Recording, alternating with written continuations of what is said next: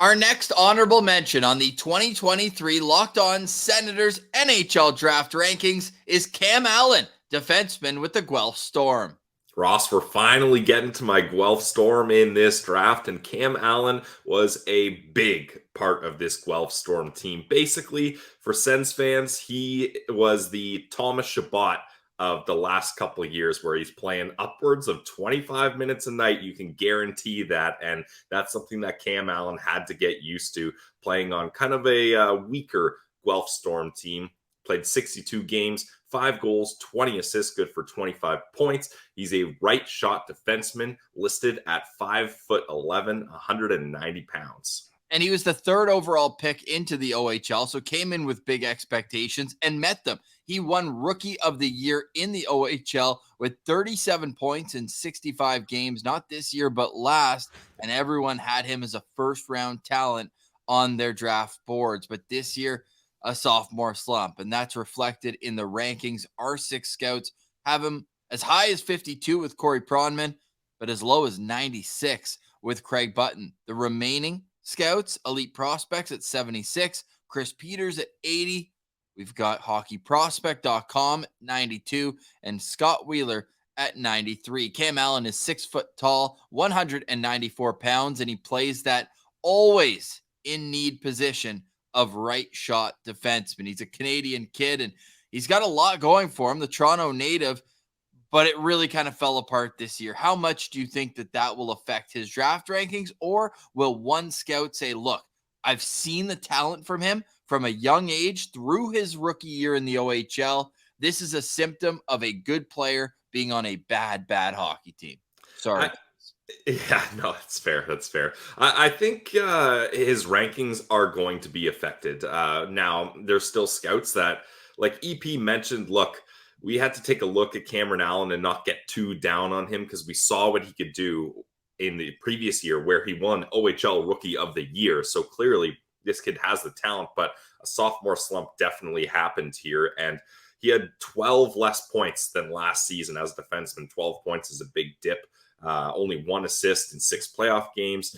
But Ross, where it really fell apart for scouts was at the U18s. And it's surprising, because he was named the captain of Team Canada at the U18s. Like, you think that's a big deal. You're setting yourself up for success. He had 4 assists in 7 games, but scouts did not like his showing there. And it seemed like he really tried to do too much. He really kind of put all the weight and all the pressure on him, and he tried to do too much, and he didn't stick to his game, and that's where things went wrong. Well, isn't that kind of a symptom of this whole season, where he was their number 1 quarterback on the power play, he was their number 1 guy over the boards on the penalty kill, and he's playing top pair at even strength. And it's just, I think he took that a little too personally, that I have to do everything for my team to have success, and it's backfired. But a lot of scouts are going about this in the sense where when I searched on EP especially and their draft guide, because they talked to a number of scouts, and of course always a great buy, the EP draft guide beforehand, but they were saying, like, hey, sometimes he looks like the defenseman he was. He's on his inside edges. He's making plays.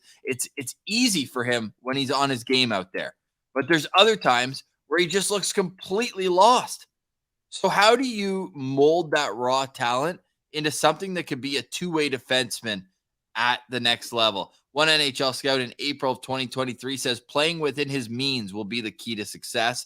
Less is more with Cam.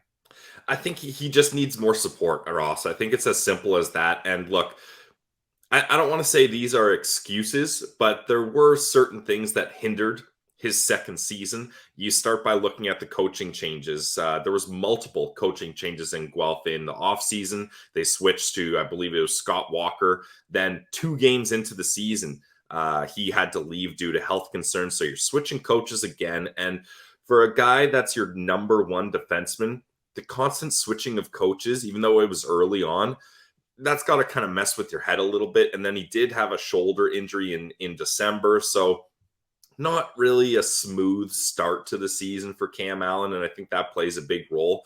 But this is a guy who I don't think any of the scouts are doubting the talent and the skills he has. It's just, all right, you had an awesome rookie year. You had a sophomore slump.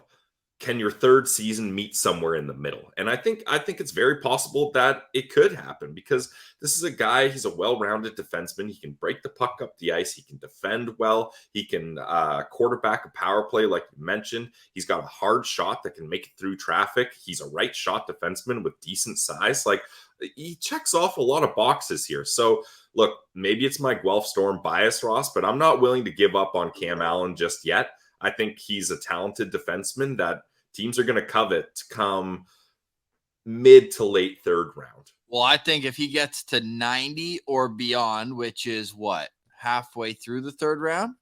Yeah, that's almost at the end of the third round there. Not a math guy here. Yeah, you're right, because it would start at 65 would be the first pick in the third round. So I'll say if he goes after 75, it's a very fair swing. Mm-hmm. I just think there's so many flaws that scouts have kind of picked apart here with trying to do too much. You could see yourself in a situation where you might not make it at all together if he can't put it together. So I'm gonna cut the slack and say that his game is gonna be somewhere in between the rookie of the year and the sophomore slump. So it's going to have to be a team with a deep prospect pool on the back end. You cannot rush this kid to play in the NHL in 3-4 years. Well, and that's the thing. I think hopefully the Guelph Storm fan in me hopes that they get a little more support. They get some better defensemen to help him out so he doesn't have to kind of put all that weight of that decor on his shoulder. And I think they will. That's a team with a lot of pride, and they want to get back into the swing of things here. So I think just with some support, he's going to play better. And I really do think that I don't think that he's a bad player. And sure, the sophomore slump is not great, but I think it's more that NHL scouts and prospect analysts, they expected him to build on that season, not fall, right? So I think it's more just a disappointment rather than an indictment on the player.